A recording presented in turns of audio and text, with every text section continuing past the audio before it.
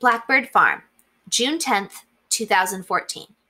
Mariposa Garcia Gonzalez. A better place than this farm. Querida abuela, I know you hate it when I mope around, and even though you're dead, I don't want you to be mad at me. So today I decided to explore for real. I can't leave the farm without telling Mom or Dad, and they haven't been in very good moods lately, and the street in front of the farm is a highway. But it only has one lane each way, so it's not a freeway, even though cars can drive fast on it. Did you know that's a thing? Besides, everything is far away and there aren't any sidewalks or buses. I miss the beach.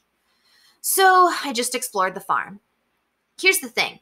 Dad told me the other day that the last time he was here, when he was a teenager, his uncle had chickens and ducks and geese and even goats. He started to say we could make it all like that again, like how it used to be. Then he saw Mom's face and remembered we're broke and he's trying to find a job, and stopped. But all those animals had to live somewhere, right? I decided to look around and see if there was anything left from the real farm that was around back then. Because let me tell you, Great Uncle Jim never threw anything away. So first, I walked all the way around the edge of the farm. I started back behind the barn, in the part with all the big trees and acorns. From the highway, it looks like a wrinkle in the hills, or like the space in between fingers in a fist. Sometimes, if I look far up one hill from the highway, I see a brown horse standing in the grass back there. But we don't know those farmers yet, so I can't go explore. There's an old fence back there, so you can figure out which part is our farm and which part isn't.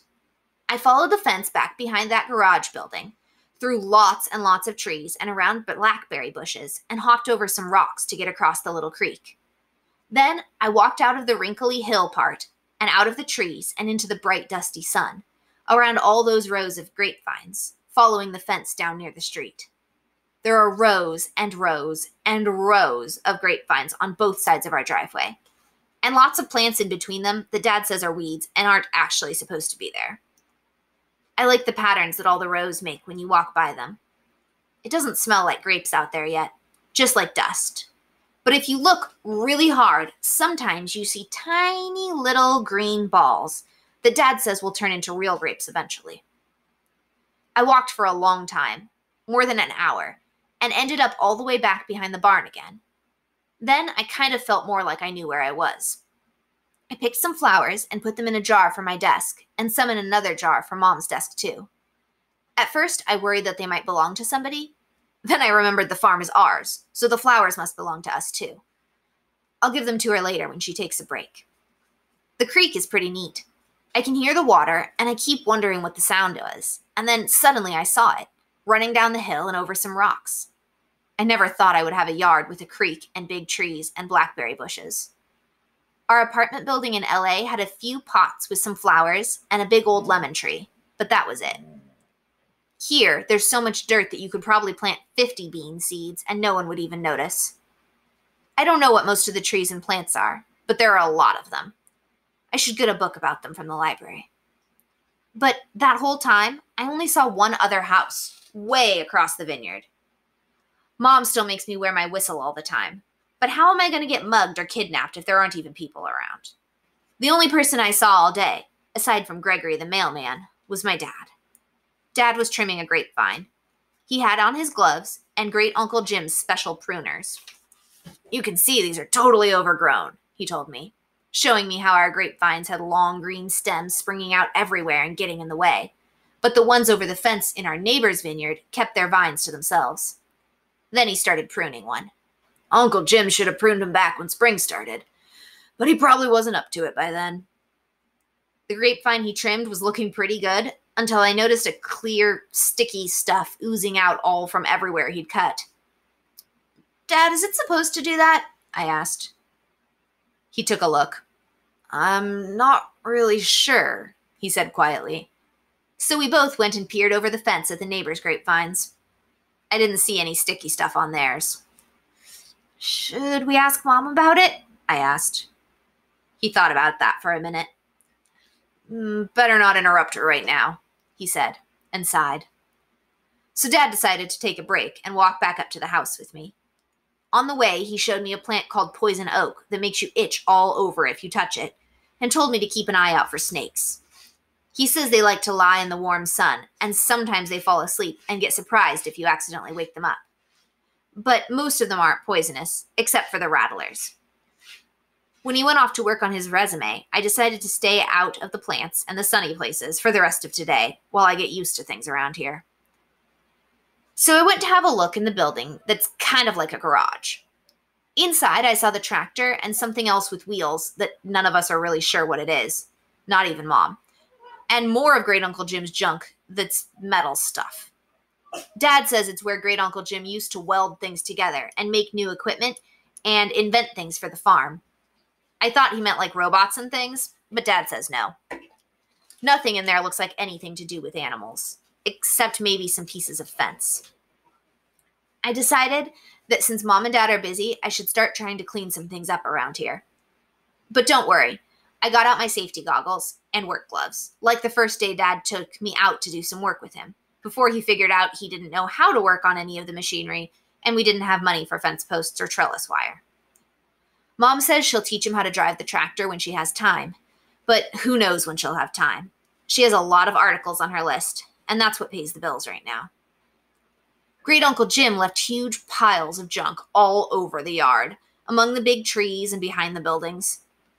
I thought at first I'd sort them out by type, because I like things to be orderly. But after dragging about 20 tires through the dirt, I gave up on that. How did Great Uncle Jim get that many tires anyway? Maybe he has friends that snuck their junk into his pile too? I bet he never even noticed. But why was he saving half a refrigerator door and 5 rusty stop signs? I don't think you're supposed to take those home, even if they're lying on the sidewalk. Anyway, so I took a big long stick and started poking the piles, watching out for loose lengths of rusty barbed wire that sprang out at me sometimes when stuff shifted, and looked to see what was in there. But the thing I wanted to tell you about wasn't in a pile at all.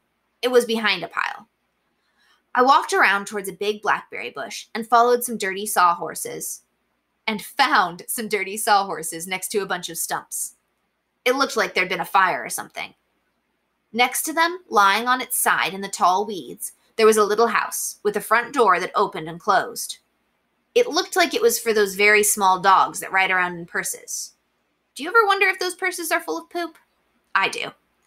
Anyway, it was a little creepy, all abandoned like that, and when the blackberry bush rustled, I ran back towards the barn and decided that was enough exploring. I felt even lonelier then, too. Sorry, Abuela. I didn't mean to mope. I'm healthy and well, and I have plenty to eat. I just miss you. Te quiero, Sofisita. P.S. Dad says some things called crawdads that look like little lobsters live in the creek. Maybe I won't go wading tomorrow. P.P.S. I just saw a boy riding down the street on a bicycle. He looked like he might be my age. I wonder if he's riding home from the library. Or maybe there's somewhere else around here kids like to go. P.P.P.S. Mom put me in charge of typing next week's to-do list. See, we are all very busy with important things. I don't know why I feel a little sad tonight.